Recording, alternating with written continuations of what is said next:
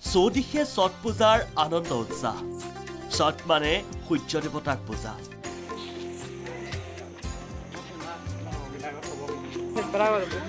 কাতি মাহৰ ষষ্ঠী তিথিৰ দিনা পালন কৰা হয় ছট পূজা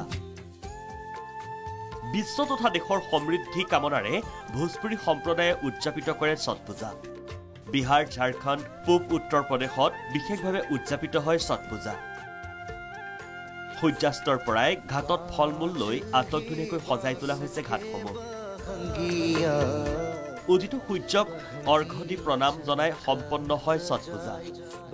পাণ্ডুঘাটত পুৱাই ছট পূজাত উপস্থিত মুখ্যমন্ত্ৰী হিমন্ত বিশ্ব শৰ্মা সূৰ্য দেৱতাক সেৱা জনাই দেশৰ মংগল কামনা কৰে মুখ্যমন্ত্ৰীগৰাকীয়ে অসমবাসী ৰাইজকে ছট পূজাৰ শুভেচ্ছা জনাইছোঁ সূৰ্যৰ উদয় হোৱাৰ লগে লগে আমি সকলোৱে ষষ্ঠী মাক অৰ্ঘ্য প্ৰদান কৰোঁ আৰু ৰাইজৰ শান্তি সম্প্ৰীতি কামনা কৰোঁ মই সমূহ ৰাইজক আকৌ এবাৰ ছট পূজাৰ শুভেচ্ছা জনালোঁ ধৰ্মীয় ৰীতি নীতি পৰম্পৰাৰে উজনিৰ পৰা নামনি লৈ ভোজপুৰী লোকসকলে পালন কৰে ছট পূজা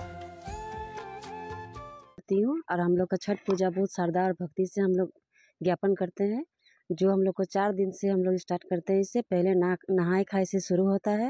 उसके बाद हम लोग को खरना उसके बाद छठ उसके बाद चौथा दिन में हम लोग पूजा सूर्य उदय के पहले बाद हम लोग अर्घ दे के समाप्त करते हैं और छठ पूजा हम लोग का ऐसा पर्व है महापर्व है जो हम सब भोजपुरियों का शान है বৰাক উপত্যকাটো ছট পূজাৰ উৎসৱমুখৰ পৰিৱেশ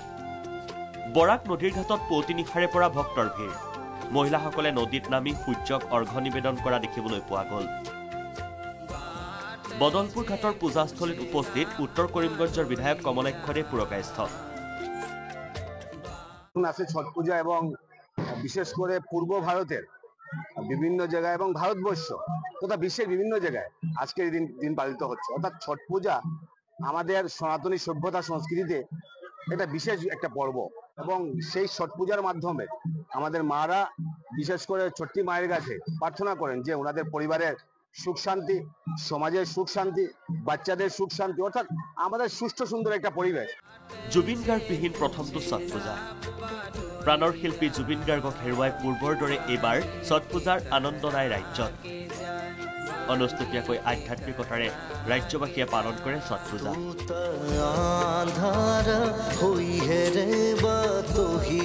ছট পূজাৰ ঘাটত প্ৰাণৰ শিল্পীক জনাইছে শ্ৰদ্ধাঞ্জলি ঘাটত বাজিছে জুবিনৰ গীত এয়া হৈছে পূজা যি ছট পূজা আৰু ইতিমধ্যে অসম তথা ভাৰতবৰ্ষৰ বিভিন্ন ঠাইবিলাকত এটি উলহ মালৰে ছট পূজা পালন কৰা হৈছে যদিও তাৰ ব্যতিক্ৰম হৈছে অসমত কাৰণ অসমত ইতিমধ্যে আমাৰ সকলো জাতি জনগোষ্ঠীৰ ইয়াৰ আমঠু জুবিন গাৰ্গ ইতিমধ্যে আমাৰ মাজৰ পৰা অকালতে আমি হেৰাই দিব লগা হ'ল আৰু ইতিমধ্যে সমগ্ৰ অসম তথা ভাৰতবৰ্ষই সুখমান হৈ আছে ভাৰত ভূটান সীমান্তৰ ভেৰগাঁৱত 14খনকৈ ছট পূজা পালন মাংগলিক ৰীতি নীতিৰে শুক্লাই বামুণজুলি ডিমাকুচিবাসীয়ে কৰিছে পূজা বিটিচি প্ৰধান হাগ্ৰাবা মহিলাৰীয়ে 120খন ছট ঘাটলৈ 20,000 টকাকৈ আগবঢ়ায় সাহায্য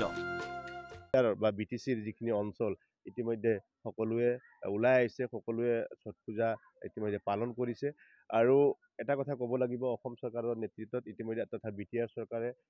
বিটিচি চৰকাৰ হাগ্ৰামা মহিলাৰ নেতৃত্বত ইতিমধ্যে এবাৰ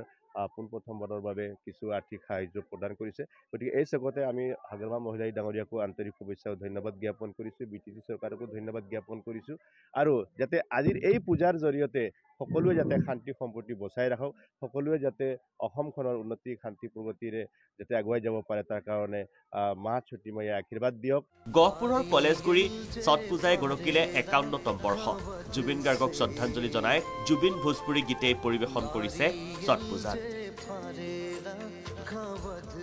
এবাৰ ছট পূজা পাতিছোঁ হয় কিন্তু তাৰ মাজতে আমাৰ অন্তৰ প্ৰাণৰ ডাঙৰ ব্যক্তি এজন নাই বহুত দুখ তাৰ মাজতো হ'লেও পুৰণা এটা পৰম্পৰা বুলি আমি ছট পূজাটো পাতিছোঁ নাপাতিলে যিহেতু নহয় আৰু তেওঁৰ আত্মাই যাতে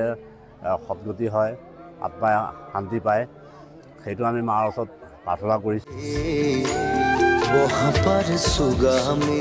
ব্যুৰ' ৰিপৰ্ট প্ৰাগ নিউজ।